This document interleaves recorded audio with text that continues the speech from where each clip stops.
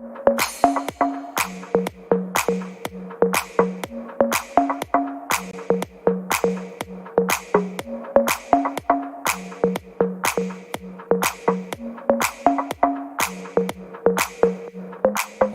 to the WorkHARDAholics Show with your host, the original WorkHARDaholic, Shirley Crawford, author, speaker, and small business consultant for over 20 years, helping you to work hard, play harder, and business better.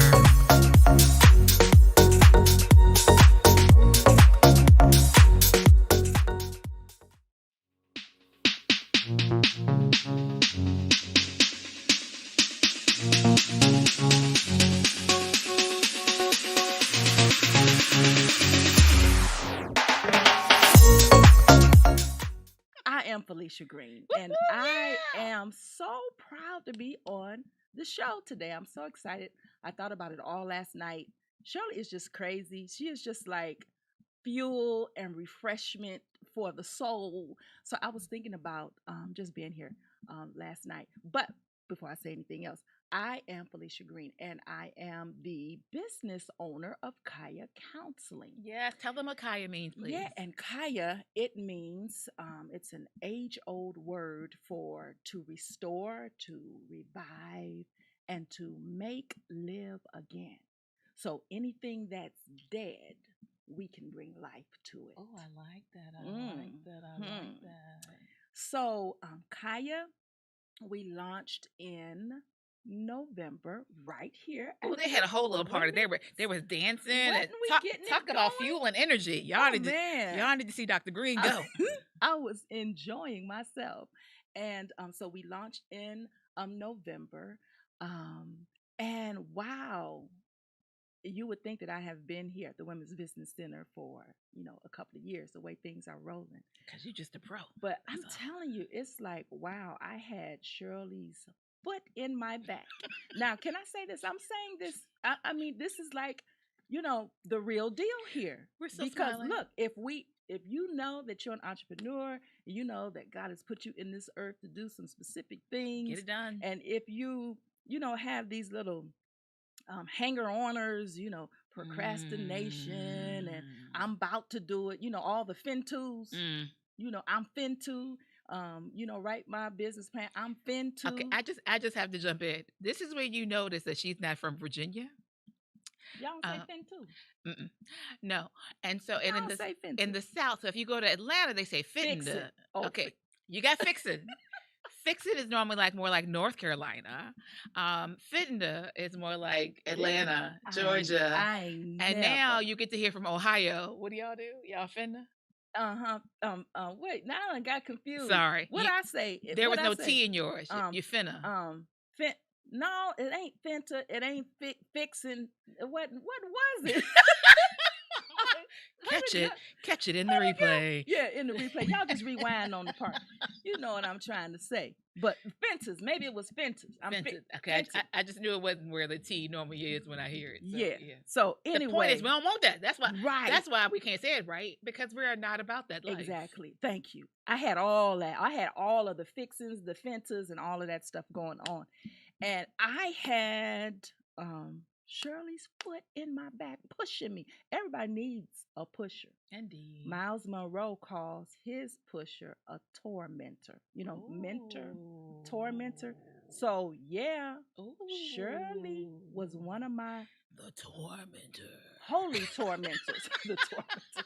She was one of my holy tormentors. Really, you need that, because if you're tough and you got things to do and you haven't been doing them, you need somebody that's a little more tough than you to push you, into that area.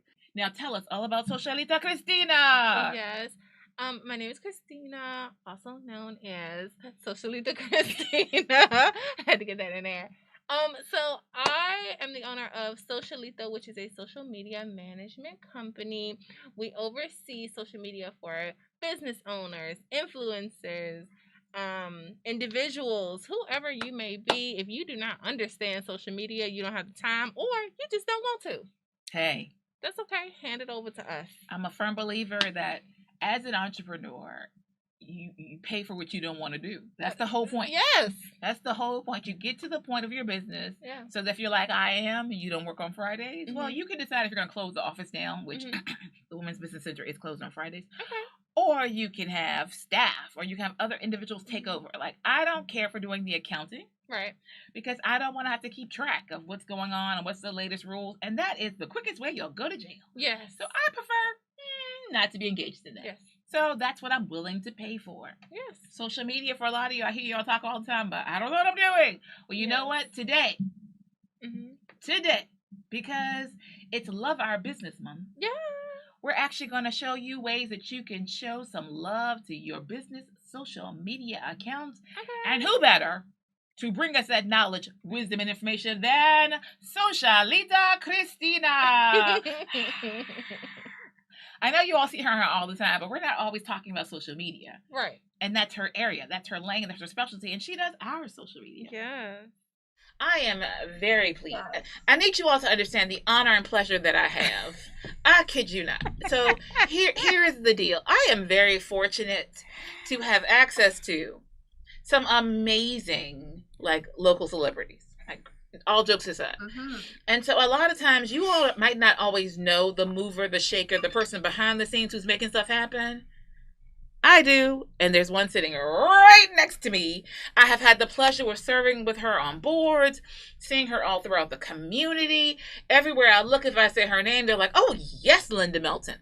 She has, I've seen her host seminars and sessions, and I've seen her passion, interesting, to really connect with the community, which is interesting enough because her title is the Community Outreach, I almost want to say coordinator, community outreach officer at Fulton Bank.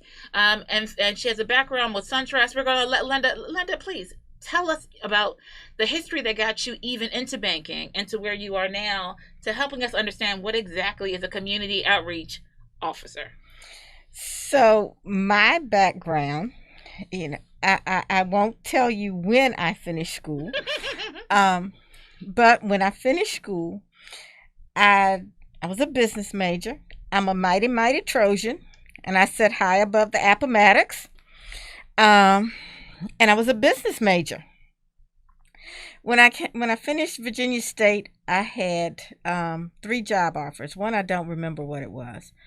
The other was at Tall Hammers, so that kind of gives you a hint as to how old I am. And and Christina is nodding her head. That's also a sign of how prestigious your offers were. That was no small organization. And the other was at United Virginia Bank. Oh.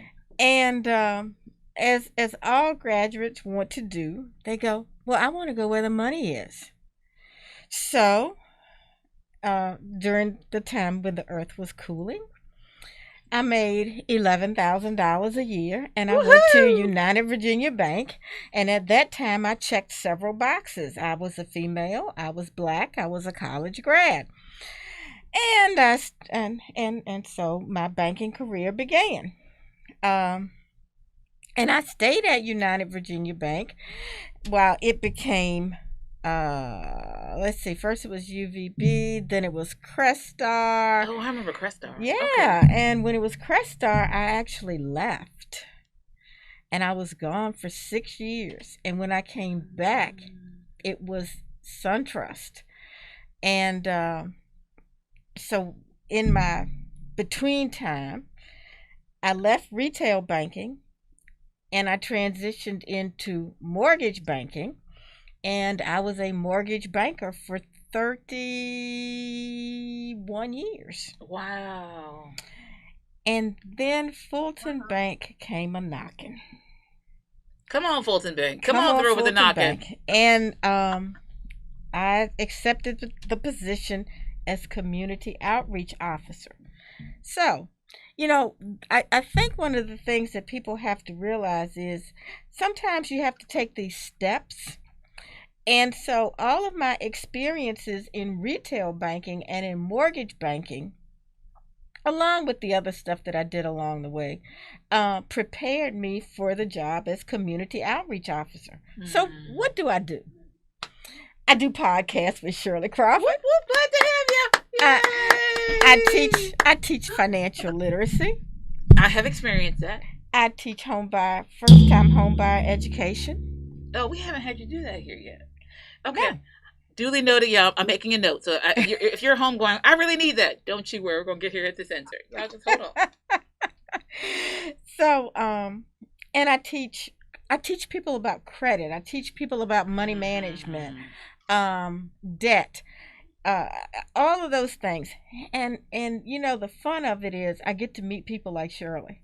I get to serve on boards with people like Shirley. Virginia State's that's Reginald right. F. Lewis School of Business. That's right. We support it. Board. And so I get to meet a lot of people. I get to find out a lot about what makes people tick. What keeps them awake at night? Why do they have some of the hardships that they have? And sometimes I know the answers, and sometimes I just say, well, let's put that on the parking lot and we'll talk about that later. So being a community outreach officer is really just being in the community, finding out what the needs of the community are, while also thinking about, as Fulton has 4 pillars. We have a Fulton Forward initiative. And those 4 pillars are home ownership, financial literacy, workforce development, and diversity, equity, and inclusion. Okay, with that in mind, we normally like to start each week with our word for the week. And I am wholeheartedly on this success kick right now. All right, I'm having a Cara Presley moment, right? We're all talking about being successful. I do love that word. That's her word. I mean, it's in the dictionary, but she is the preeminent user. Guess what our word for the day is? She is the preeminent user of the term successful. And so with that in mind, eminence means to be the master of your domain, in my own words. It means that you are stellar at social media. You are stellar at media and technology. I'm pointing at Christina over there with the C. You are stellar at business consultation and taking people to the next level. All right. That's what it means to be eminent or to eminence. All right. Noun, adjective, take your pick. Oftentimes you hear the word preeminence, and it's normally talking about a religious figure. But preeminence means to be the best of the best, or the superior of a category. So you're good at it, you're a master, or you are the master. Sure enough. Y'all are too young to know that movie.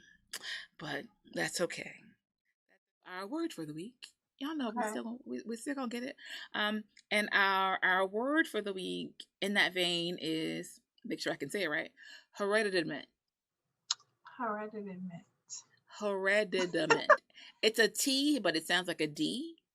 Okay. And doesn't it sound like hereditary? Yes. Right? Hereditament. Right? And what it's really about is it's about leaving an inheritance. And so you can have a corporal hereditament, which means that you can have things from your company. You can leave buildings or plots of land or other things. And so this was, to me, I was really thinking about AJ, and I was thinking about her legacy. And okay, so I have to tell my legacy story. One of the things that I do all the time, I have a bunch of mentees like that I've had for eons. How y'all doing out there?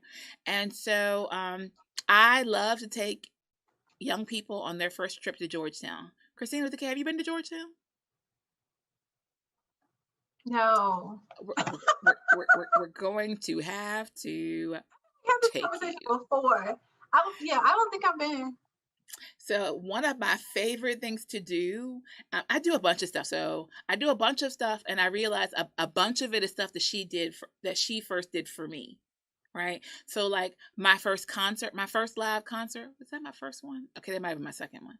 My first time in a limousine was with them all. My first trip to Georgetown, she took me with her daughter.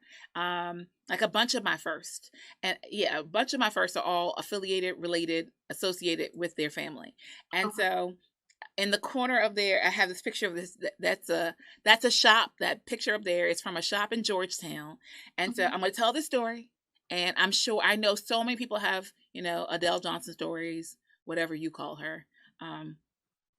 And so I'm going to share this one, and where we'll all commiserate, and we will live the lives that we know that she would expect from us. Okay, so when we were in high school, it was my junior year of high school, and or right before senior year, and so it was the summer after junior year. Thank you. And she was taking her daughter for back to school shopping, and she invited me to come. And so they were going to Georgetown. I had never been there before, and I've been a lot of places. I'd never been to Georgetown, and so I had my King's Dominion check. Y'all know if y'all were here in the summers and y'all everybody worked at King's Dominion. Yeah, it was good money too. Keep that in mind. So and so she took us, and I had my money from my check, and so there was this amazing jean dress, right? I think I can visualize with me. Plus, this is 19. Y'all know I'm 50. So this is 1987. See how am I telling y'all? Yeah, 1987. And the year I was born. Oh God, you babies! See, you can't even fully appreciate a jean dress then. Right. Yes. So for y'all, jeans are a normal thing. I come from a time period where we crossed over into the fact of you could being able to wear jeans to work. That was a definite no-no. That was definitely unprofessional. So I'm right there. That's the one thing I love about my age. I'm right there in between. Like, I know the old, I see the new, and I can choose to do. That's right there. I do love that. So this jean dress was amazing, and so she stood next to me. This is the part I just found fascinating, because I know if it'd been my mom, love my mom, but she'd be like, "Girl, you crazy? That dress $100, $100 in 1987," and so. But what she said to me is something, it's part of the philosophy of how I like to deal with other people. So if you ever wonder why I respond this way, you'll know why. So she looked at the dress and she said, it's lovely on you. Do you want it? And I was like, yes. And she said, okay, well, you see how much it costs. Do you want to pay for it? And I stood there and I was like, And she did not try to talk me out of it. She did not try to talk me into it. She just stood there with me and went through the options of what it meant one way or the other. And that's generally how I try to do. For those of you who've ever done a counseling session with me, especially about your business, that's pretty much my whole philosophy. Yeah. I am not here to make the decision for you, even if I have a definitive one. My job is to make sure that you fully understand the benefits, the repercussions, and that you're comfortable with your decision. And I support that in the end. I want to talk about our booking moment. Yes. All right. So the book we're sharing this week is Simplify Your Life.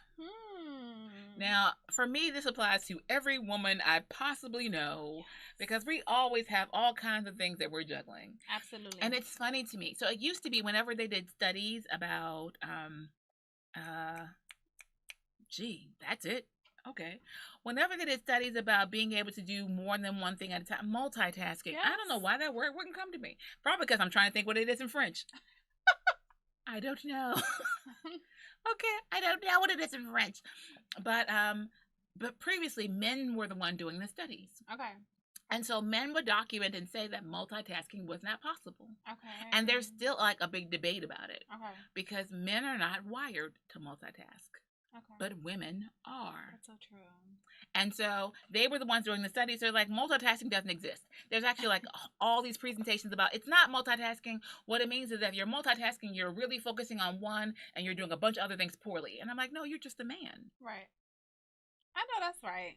God bless you. Each and every one.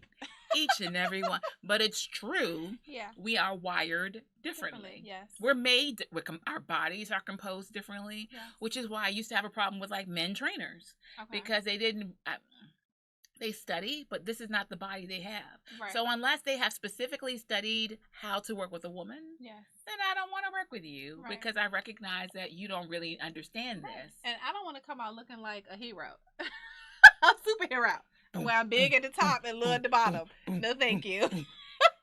I have some bodybuilding friends. Okay. I don't join them because you're right. I'm not prepared. Although I'm also not in shape. Okay, but that's another story.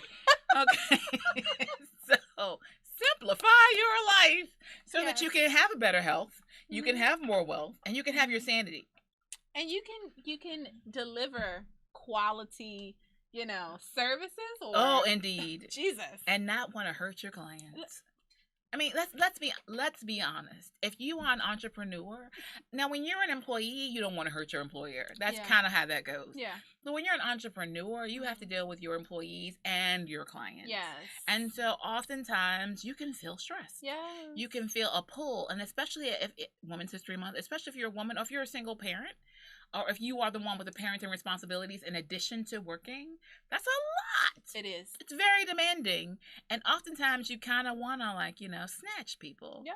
And so the more that you can simplify your life, the more that you can get your task under control, the easier it is for you to get stuff done. Our book it moment for this week. Now, these come out of my library or from, my life. So this one is old. This one is 2008, but there is a 2021 version. And it's called What Color is Your Parachute? Christina, have you seen this one? I have not. Christina, this was meant for you. This is really this is for people who are looking to job hunters or people who are looking to change careers. Okay.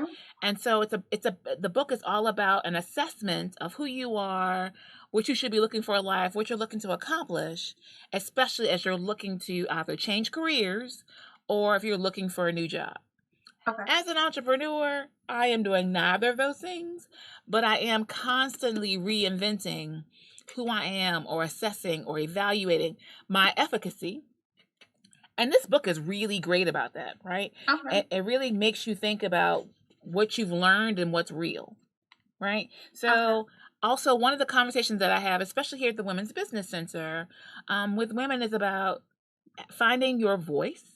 And one of the ways that I talk to for general leadership for people who aren't entrepreneurs is like, how do you ask for a raise? Well, guess what? They talk about that in here. Okay. And so, because I often talk about the fact that the reason that some people don't have a raise is because they don't use their voice. Yes. And they're too afraid of losing their job rather than understanding their value to demand their worth. Right. I have done a lot of coaching recently about how to ask for a raise or how to promote oneself.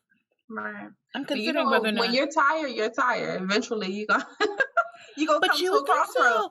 But I've dealt with people who they will be tired, exacerbated, totally upset, and will rather go to work and get an ulcer than demand what they need or quit.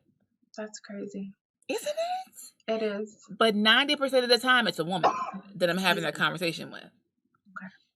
I'm sorry. 90% of the time that it's a woman. Oh, okay. Oh, who is like sick and tired of being sick and tired and still won't quit. Yeah. Will complain, will bemoan, will go end the day with a glass of wine to make it all seem better, but won't just demand what they need, which could be respect. It could be resources. It could be, more money. We have a problem with demanding what's rightfully ours. Right. Right. And sometimes you are in a society where there really is a glass ceiling and you're not respected and you're not appreciated. Right. It's true. But sometimes we're not making the demands. Right. I really am thinking about doing that as a class. It might happen. I talk about it often enough. And I actually have to do, thus far I've been doing one-on-one consulting. Like someone will reach out and say, hey, I need to ask for a raise. I want to come in and have some consultations on how I go about doing that. Oh. But it might be interesting to do across the board. All right. Don't judge. Yeah. Okay. So here is some of the notations from the book. On planning for a raise, they talk about salary negotiations, blah, blah, blah, blah, blah. Okay. Here is some advice they give. And this is beautiful because I say this all the time. If you're going in for a raise, you don't just go in and say, hey, I'm worth it. Give me more money. Right. That's not the way it works. But you have to, I'm going to read it straight from the book. If you do get hired, make one resolution to yourself right there on the spot. Plan to keep track of your accomplishments at this new job on a weekly basis, jotting them down every weekend in your own private diary. Career experts recommend you do this without fail. You can then summarize these accomplishments annually on a one-page sheet for your boss's eyes when the question of a raise or promotion comes up. You start off, you have a dream, a concept, an idea. What's stopping you from arriving at success?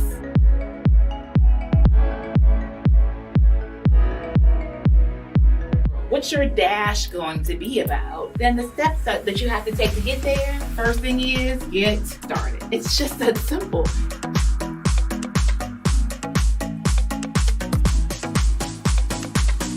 Procrastination is a sign of instability in your mind. It's fear. And all anyone remembers is that one boo-boo that you accidentally said out of context on another side day. I have in the studio with me Miss Shirley Crawford. As an entrepreneur, our whole purpose is to find a pain point, convert it to an opportunity, and create something that alleviates that pain. But we live in a society where people say, you don't have to do that much. It doesn't take all that. Calm down. Why are you going to work?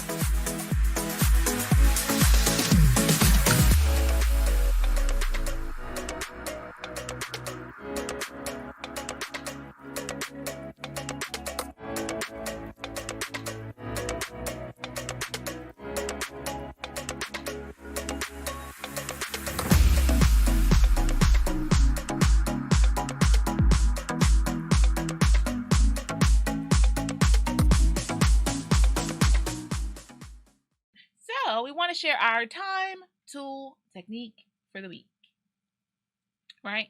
And so for this week, it's Male Genius. Christina with a K, have you ever heard of Male Genius? So Male Genius. Christina, this is something you're going to love for your clients. So Male Genius, here are the rules. If for those of you who don't know, there is the Can-Spam Act. I think it's 1984. And so what that means is that you're not allowed to spam people. Everyone know what spam is?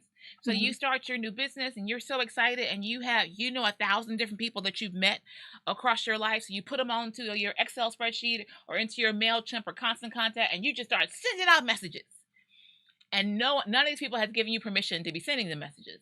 Like they gave you that card because they wanted you to order their Cracker Jacks, not for you to, send them emails and messages. And so it's spamming. Like for those, most of us know what spamming is because we get spammed all the time. We get these unwanted, undesired, repetitious emails from the woman in Africa who wants you to know that her husband died. Now she wants to give you money.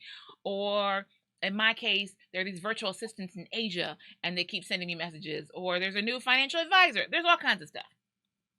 So there's actually federal legislation against spamming. The Can-Spam Act, I think it's 1984. And so if you are convicted of spamming, then they can basically remove your email rights. But on that note, talking about tools and things that you can use to maximize, to do better, to be more productive, to make sure that you are utilizing your time and your money to your best effect, we're going to share our time, tool, technique for the week that we thank Christina with a C for helping us to figure out which we're going to use for this week. Yes. So we're going to talk about your link bio, your bio link. Yes. Right? So if you don't know what that is, then okay. Let's get you started. So every time if you're on Instagram, if you're on TikTok, if you're on someone's social media account, in your bio, you're only allowed a certain amount of characters, right? Yeah. And so when you have a link, you'll see people who will have a bit.ly link or one of these other ones that we're about to mention, and you can click said link, and it takes you to connect with their social media, to their website. It can take you to their store. It can take you to all kinds of information. So you're no longer limited by the fact that a lot of your social media platforms only allow you to have one link. So you can't give a link for your Facebook and your Instagram and your Twitter and your TikTok and to your website all in one place. But if you use a bio link, yes, you can, right? And so some of the options, and y'all know I like free. So some of these are free. Some of them are paid. Some of them have a free option or a paid option, right? And so everything from Linktree is the one that I knew the most. So Linktree, and then Shorby, Flow Page, Links with 2 eyes. Christina with a C had to tell me about that one. I didn't even know. Solo.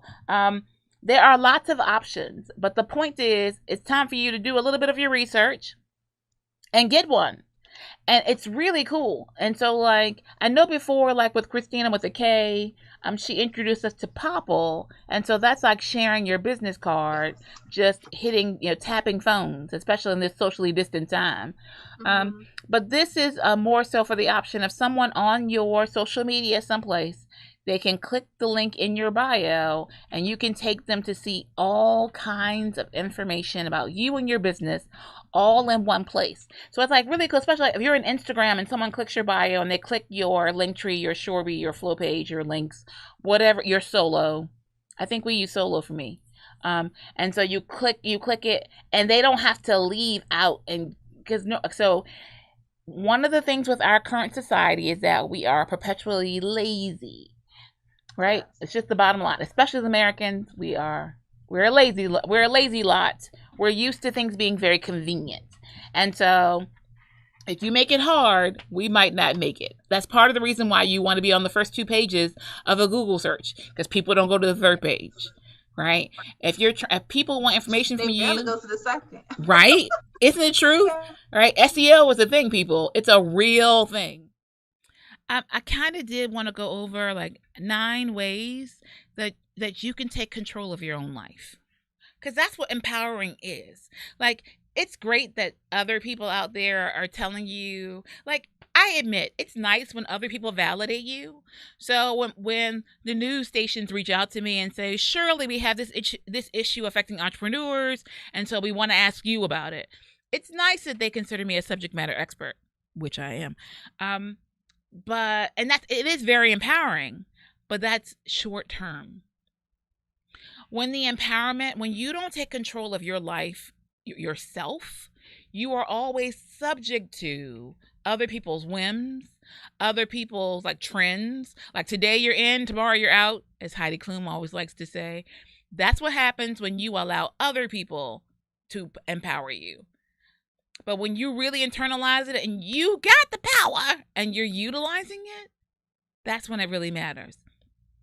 So, once again, we only have a few more minutes. I know. An hour goes pretty quickly. Or at least it does for me. If you're listening, I hope it went quickly for you too. And that's why you'll come back next Wednesday at 1 or, catch some older episodes if you have missed them. All right. So, here's the thing. 9 ways to really take control of your life. I'm not going to read them all. You can go see it. It's over there on the PowerPoint. I'm sure you're seeing it on the screen. But the thing that I thought was the most interesting is that you have to take control. We let other people, and it's kind of like when I talk about being an employee. I'm really not slamming you all. I really do respect it, especially if you're amazing at what you do. I'm not slamming you all. I'm not geared to be an employee anymore, but I support you. I do. Happy to help you in whatever way I can. Although I do say everyone should have a side hustle. I repeat, everyone should have a stream of income and a way to make money for at least 6 months has always been my theory, and the pandemic has proved that out. So if that means you are Uber Eats or DoorDash or Shipt or Avon or Paparazzi or cruises or real estate or Turo or whatever you're doing, do something now. It's like our work hard, play harder moment. Because some of us need a vacation. Listen. Ooh, I need it. I need thee. Oh, I need thee. I'm gone. Okay, vacation, people, vacation. So here's the thing, though. Some of you can't have a vacation right now. Right. I'm sorry for you. Because in 10 days, I'm taking mine. Finally, it's been over a year. I made it. Okay. If you can't tell, have you ever seen me to be petty? Petty is so far away from my normal nature. I know, it is. I know. I am not that person. I am very much like, get over that. Move on. Right now, I'm feeling real bad. Yes. Yeah. Especially about that. Or let's pray about it. Now you're just like, you know what? You need to go to God yourself. Don't come over here. This is it. Here's a 10-second video, and I still got something to say about it. Okay. It hasn't gone away, people. I just need you to know. Keep your prayers coming. It's not working. I was like, okay. Just shit. But notice how transparent I can be about it. That's true. As a consultant, and especially someone who is I am a leader. Yes. And so a lot of times people go through stuff and they won't show you what it looks like on the other side. Mm-hmm. As a workaholic in particular, like you all can look at my life and you can see my social media life and be like, oh my God, she's always at this event. And oh, she was just at the beach and she's always, oh my God. But then who shows you what it really looks like? Like how much, do you know how much work we do? Right.